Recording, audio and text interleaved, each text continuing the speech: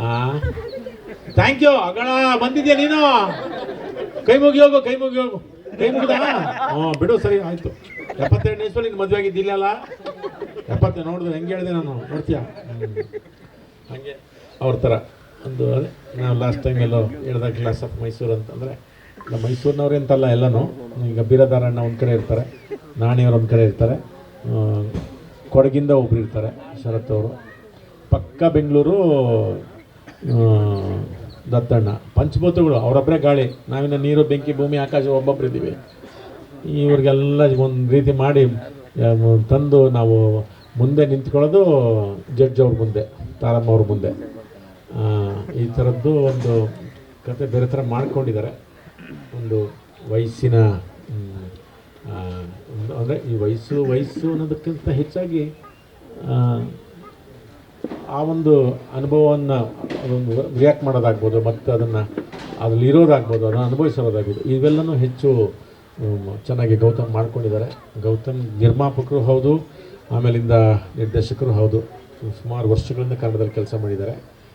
ಈಗ ಹಿಂಗೆ ಮಾಡಿದ ತಕ್ಷಣ ನಾವು ಭಾಳ ಖುಷಿ ಆಯಿತು. ಯಾಕೆಂದರೆ ನಿಮ್ಗೆ ಗೊತ್ತು, ಅಂದರೆ ಇದಲ್ಲದ ಪ್ರಾಯವಲ್ಲದ ಒಂದು ಕಥೆಗಳನ್ನು ಯಾರೇ ಮಾಡ್ಕೊಂಬಂದ್ರೆ ಅದು ನಮಗೊಂದು ಖುಷಿ ಆಗುತ್ತೆ. ಅದು ನಾವು ಮಾಡ್ತಿದ್ದೀವಿ ಅಂತಲ್ಲ, ಕತೆ ಬರೀ ಆ ಏಜಲ್ಲೇ ಇರಲ್ಲ, 25-30 ವರ್ಷ. ಆ್ಯಕ್ಚುಲಿ ಅಲ್ಲಿ ಜೀವನನೇ ಶುರುವಾಗಿರಲ್ಲಪ್ಪ, ಆವಾಗ ದಿ ಎಂಡ್ ಅಂತ ತೋರಿಸ್ಬಿಡ್ತಾರೆ ಲವ್ ಮಾಡಿದ ತಕ್ಷಣವೇ. ಆ್ಯಕ್ಚುಲಿ ಶುರುವಾಗೋದೇ ಅವಾಗಲ್ವಾ? ಆ ಥರದ ಕಥೆಗಳು ಮಾಡ್ಕೊಂಬಂದಾಗ ಎಲ್ಲೋ ನಮಗೂ ಒಂಥರ ಖುಷಿ ಆಯಿತು. Gautam, wish all the best, ಒಳ್ಳೆಯದಾಗಲಿ ನಿಮಗೆ. ನಿಮ್ಮ ಈ ಜರ್ನಿ ಮತ್ತು ಈ ನಿರ್ಮಾಣ ಮತ್ತು ನಿರ್ದೇಶನ ಎರಡು ಹೀಗೆ ಸದಾ ಮುಂದುವರಿತಿರಲಿ. ಆಮೇಲೆ ನಮ್ಮ ಜೊತೆಗೆ ತುಂಬ ನಮ್ಗೆ ಇನ್ನೊಂದು ಖುಷಿಯಾಗಿದ್ದು ಅಂತಾರೆ ನಮ್ಮ ರಾವ್ ಅವರಿರೋದು. ಯಾಕೆಂದರೆ ಟಗರು ಪಲ್ಯ ನಾವು ಅದರದ್ದು ಒಟ್ಟು ಹೆಂಗೆ ವರ್ಕ್ ಮಾಡಿದ್ರೆ ಅಂತ ಗೊತ್ತಾಯಿತು. ನಾನು ಮೊನ್ನೆ ಮಾಡಿದ್ದು ZEE5 ಮಾರಿಗುಡಿ PRK ಪ್ರೊಡಕ್ಷನಿಂದ. ನಿಜವಾಗ್ಲೂ ತುಂಬ ತುಂಬ ನಮ್ಗೆ ಅದೆಲ್ಲ ಖುಷಿ ಕೊಟ್ಟಂಥ ಅಂದರೆ ಅವ್ರ ಕೆಲಸ ಆಗ್ಬೋದು, ನಮ್ಮನ್ನು ಪ್ಲೇಸ್ಮೆಂಟ್ ಮಾಡೋದು ರೀತಿ ಆಗ್ಬೋದು. ಈ ಒಂದು ಜೊತೆಗೆ ಅವರು ನಮಗೆ ರಾವ್ ಅವ್ರು ಸೇರಿಕೊಂಡಿರ್ತಾರೆ. ಅವರೇ ಥ್ಯಾಂಕ್ ಯು. ಇನ್ನು ಅದು ಬಿಟ್ಟರೆ ನಿಮ್ಮ ಸಹಾನುಭೂತಿ, ನಿಮ್ಮ ಪ್ರೋತ್ಸಾಹ. ಹೌದು, ತುಂಬ ರೈತರು ಒಂದು ಕಾಲಕ್ಕೆ ಹೆಂಗೆ ಸಂಕಷ್ಟದಲ್ಲಿದ್ದರು, ಅದಕ್ಕಿಂತ ಡಬ್ಬ ಥರ ಇದ್ದೀವಿ ಸಿನಿಮಾ ಇಂಡಸ್ಟ್ರಿ. ಅವ್ರು ಬೆಳೆದು ಚರಂಡಿಗೆ ಆಗ್ತಿದ್ರು, ನಾವು ಅದಕ್ಕಿಂತ ಡಬ್ಬ ಥರದಲ್ಲಿದ್ದೀವಿ ಸಿನಿಮಾದವ್ರು. ಇವಾಗ ಎಲ್ಲ ಬರ್ತವೆ, ಯಾಕೆಂದರೆ ಒಂದು ಗೊತ್ತಿಲ್ಲ ಗ್ಲೋಬಲೈಸೇಷನ್ ಅಂತ ಏನಂತೀವಲ್ಲ. ಅವಾಗ ಫಸ್ಟು ದಿನಸಿ ಅಂಗಡಿಗೆ ಬಂತು, ಮಾಲ್ ಬಂದಾಗ ಯಾರಿಗೂ ಅನಿಸ್ಲಿಲ್ಲ. ದಿನಸಿ ಅಂಗಡಿಗೆ ಆಯಿತು, ಅದಕ್ಕಿಂತ ಮುಂಚೆ ಎಜುಕೇಷನಿಗೆ ಬಂತು, ಅವಾಗಲೂ ನಮಗೆ ಎಚ್ಚೆತ್ಕೊಳ್ಳಿಲ್ಲ. ಆಮೇಲೆ ದಿನಸಿ ಅಂಗಡಿಗೆ ಬಂತು, ಆಮೇಲೆ ಈ ಕಲ್ಚರ್ಗೆ ಬಂದಿದೆ, ನೆಕ್ಸ್ಟು ಪಾಲಿಟಿಕ್ಸ್ಗೆ ಬರುತ್ತೆ. ಪೊಲಿಟಿಕಲ್ಗೂ ಇದೇ ಪ್ರಾಬ್ಲಮ್ ಆಗುತ್ತೆ, ಎಲ್ಲೆಲ್ಲಿಂದ ನಾವು ಬಂದು ಕೂತ್ಕೋತಾರೆ, ಅವರೇ ಬೆಸ್ಟು ಅಂದ್ಕೊಂಡು ಆ ಥರ ಸ್ಥಿತಿ ಬರುತ್ತೆ. ಏಕೆಂದರೆ ನಾವು ಎಚ್ಚೆತ್ತುಕೊಂಡು ಏನೂ ಮಾಡೋಕ್ಕಾಗಲ್ಲ. ಈಗೆಲ್ಲ ನಿಮಗೆ ನಾವು ಯೂಟ್ಯೂಬ್ನವ್ರು ಇದ್ದಾರಲ್ಲ, 1 ನಿಮಿಷಕ್ಕೆ ಎಲ್ಲ ತೋರಿಸಿ ಏನೋ ಮಾಡಿಬಿಡ್ತಾರೆ. 2.5 ಗಂಟೆ ಸಸ್ಟೈನ್ ಆಗೋದು ಗೊತ್ತಿಲ್ಲ, ಚೆನ್ನಾಗಿ ರೂಢಿ ಆಗ್ಬಿಟ್ಟಿದ್ದಾರೆ ಕರೋನಾ ಟೈಮಲ್ಲಿ 2 ವರ್ಷದಲ್ಲಿ. ಅವ್ರಿಗೆ 1 ನಿಮಿಷಕ್ಕೂ ಏನೋ ಒಂದು ಚೇಂಜ್ ಬೇಕು ಅವ್ರಿಗೆ. ಆ ಥರದ್ದೊಂದು ಮನಸ್ಥಿತಿ ಎಲ್ಲ ಪ್ರೇಕ್ಷಕರಲ್ಲೂ ಅಂದರೆ ನೋಡುಗವರ್ಗ. ಈಗ ಮನೆಯಲ್ಲೂ ಕ್ಯಾಮ್ರಾಮನ್ ಇದ್ದಾರೆ, ಮನೆಯಲ್ಲೂ ಆರ್ಟಿಸ್ಟ್ ಇದ್ದಾರೆ, ಎಲ್ಲ ಅವರೇ ಆ್ಯಕ್ಟ್ ಮಾಡ್ತಾರೆ, ಅವರೇ ಇದು ಮಾಡ್ತಾರೆ, ಅವರೇ ನೋಡ್ಕೊತಿರ್ತಾರೆ, ಮತ್ತೇನೋ ಮಾಡ್ತಾರೆ. ಆ ಥರದ್ದೇನೋ ಒಂದು ಬಂದು ಹೋಗುತ್ತೆ. ಅದಕ್ಕೆ ತನ್ನದೇ ಆದಂಥ ಟೈಮ್ ಬೇಕು. ಮತ್ತು ನಿಮ್ಮೆಲ್ಲರ ಪ್ರೋತ್ಸಾಹ, ಸಹಾನುಭೂತಿ, ಆಶೀರ್ವಾದ ಎಲ್ಲರ ಮೇಲೆ ಇರಲಿ. ನಮಸ್ತೆ. ಜೈ ಬಂಡಿ ಮಕ್ಕಳಮ್ಮ, ತಾಯಿ. ಮೈಸೂರನ್ನು ಒಂದು ಸಾಂಕೇತಿಕವಾಗಿ ತಗೊಂಡು, ಅಂದರೆ ಮೊದಲೆಲ್ಲ ನಮ್ಮ ರಾಜ್ಯವನ್ನು ಏನಂತಿದ್ದರು, ಮೈಸೂರು ರಾಜ್ಯ ಅಂತಲೇ ಅಂತಾಯಿದ್ರು. ಅದಾದಮೇಲೆ ರಾಜಧಾನಿ ಬೆಂಗಳೂರು ಆಯಿತು, ಆಮೇಲೆ ಕರ್ನಾಟಕ ಆಯಿತು, ಅದೆಲ್ಲ ನಿಮ್ಗೆ ಗೊತ್ತೇ ಇದೆ ಹಿಸ್ಟ್ರಿ. ಒಂದು ಮೈಸೂರನ್ನೇ ಟೈಟ್ಲಾಗಿ ಇಟ್ಕೊಂಡು ಮಾಡೋದಿದೆಯಲ್ಲ, ಅದು ಅತ್ಯಂತ ಜವಾಬ್ದಾರಿಯಾದ ಒಂದು ಕೆಲಸ. ಅಂತಹ ಒಂದು ಟೈಟಲ್ನ ಇಟ್ಕೊಂಡು ಈ ಸಿನಿಮಾನ ಪ್ರಾರಂಭ ಮಾಡಿದ್ದಾರೆ.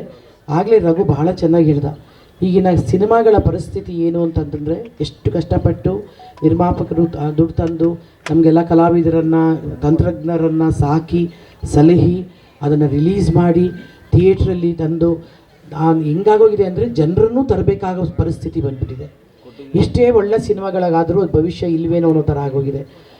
ಈ ಪರಿಸ್ಥಿತಿ ಎಲ್ಲಿಂದ ಮೂಲ ಸ್ಟಾರ್ಟ್ ಆಯಿತು ಅಲ್ಲಿ ಎಚ್ಚರಗೊಳ್ಳಿಲ್ಲ ನಾವು. ಈಗ ಸಾಂಸ್ಕೃತಿಕ ಲೋಕದಲ್ಲಿ ಬಂದಿದೆ.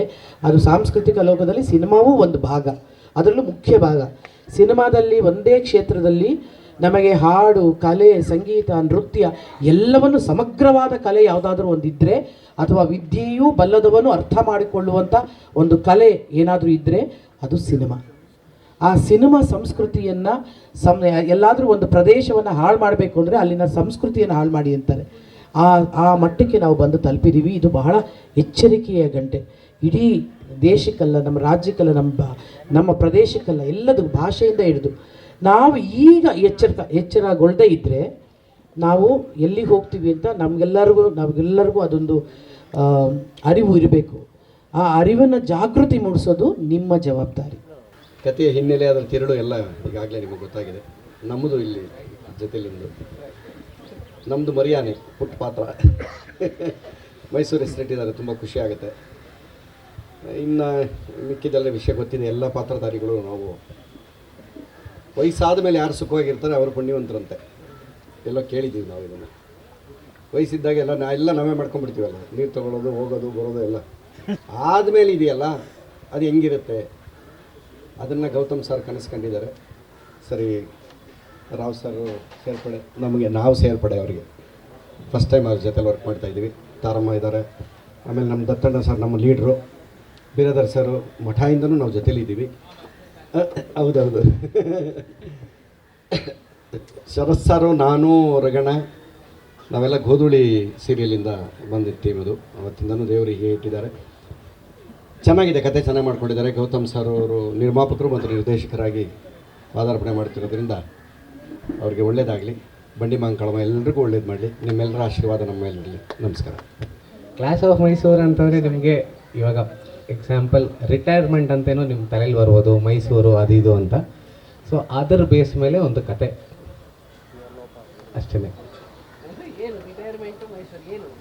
ಅದೇ ಸರ್, ಕಂಟೆಂಟು ಸಿನಿಮಾ ಆದಮೇಲೆ ಗೊತ್ತಾಗುತ್ತೆ. ಅಲ್ಲಿವರೆಗೂ ಸೀಕ್ರೆಟಿವ್ ಆಗಿ ಇಟ್ಟಿದ್ದೀವಿ, ಸರಿನಾ? ಇವಾಗ ನೀವು ಯಾರು ಕೇಳದೇರು ನಾನೇ ಹೇಳ್ತಾ ಇದ್ದೀನಿ. ಇಲ್ಲಿ ಏನಕ್ಕೆ ಆನೆಗಳನ್ನ ಇಟ್ಟಿದ್ದೀವಿ, ಚಾಮುಂಡಿ ತಾಯಿನ ಇಲ್ಲಿ 5 ಜನ ಮಾವು ತಂದಿರಿದ್ದಾರೆ. ಸೊ ಆನೆಗಳನ್ನ ಇಲ್ಲಿ 5 ಜನ ಘಟಾನುಘಟಿಗಳ ಆ್ಯಕ್ಟರ್ಸ್ ಯಾರ್ಯಾರಿದ್ದಾರೆ ಅವ್ರು 5 ಜನ, ಸರಿನಾ? ದತ್ತಣ್ಣ, ಬಿರಾದರ್ ಸರ್, ರಂಗಣ ರಘು ಸರ್, ತಬಲಾ ನಾನಿ ಸರ್, ಶರತ್ ಸರ್ ಆನೆಗಳನ್ನ ಡಿಪಿಕ್ಟ್ ಮಾಡ್ತಾರೆ, ಸರಿನಾ?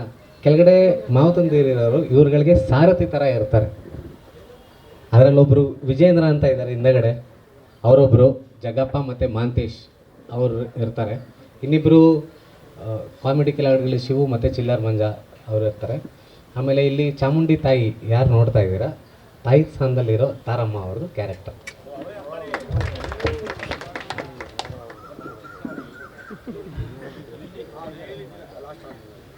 ಕ್ಲಾಸ್ ಆಫ್ ಮೈಸೂರು ಕತೆ ಹೊಸತನ ಇದೆ.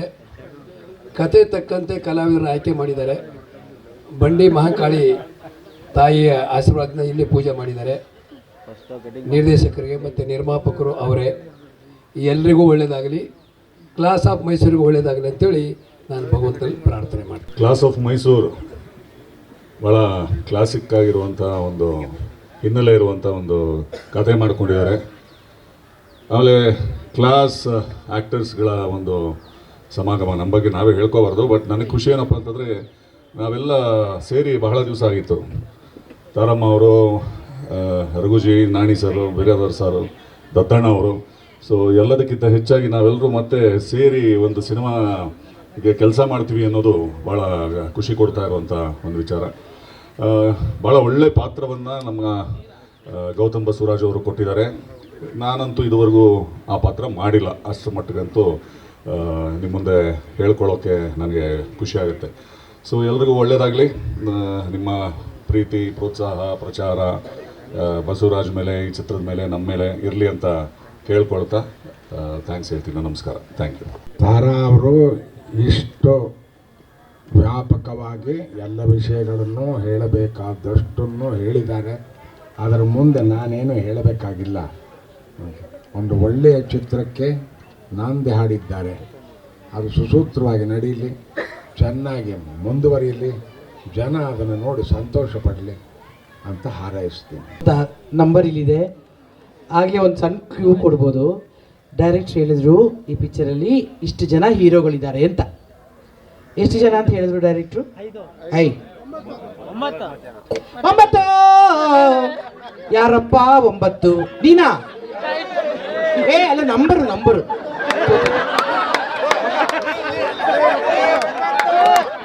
ತಂದ ಇಲ್ಲಪ್ಪ. ಈ ನನ್ನ ಅಂದ ನಂಬರ್ 9 ಯಾರ ಹತ್ರ ಇದೆ? ನೀನೇ 9. ಅದು ಆರಂತಿ ಕಣೋ. ನನಗೂ ಅದೇ ಡೌಟ್ ಬಂದಿದ್ದು ಫಸ್ಟ್, ಆಮೇಲೆ ಗೊತ್ತಾಯ್ತು ಇದು ಇದು ಅಂತ. ಇಲ್ಲ ಇಲ್ಲ ಆ ಥರ ಇಲ್ಲ. ನೀನ್ ಬಾ ಹಂಗಾರೆ ಇವನು ಲೈನ್ ಲೈನ್ ಎಲ್ಲಿದೆ ನೋಡ್ಕಂದ. ಹಂಗಾರೆ ಇದೆ ಬಾ.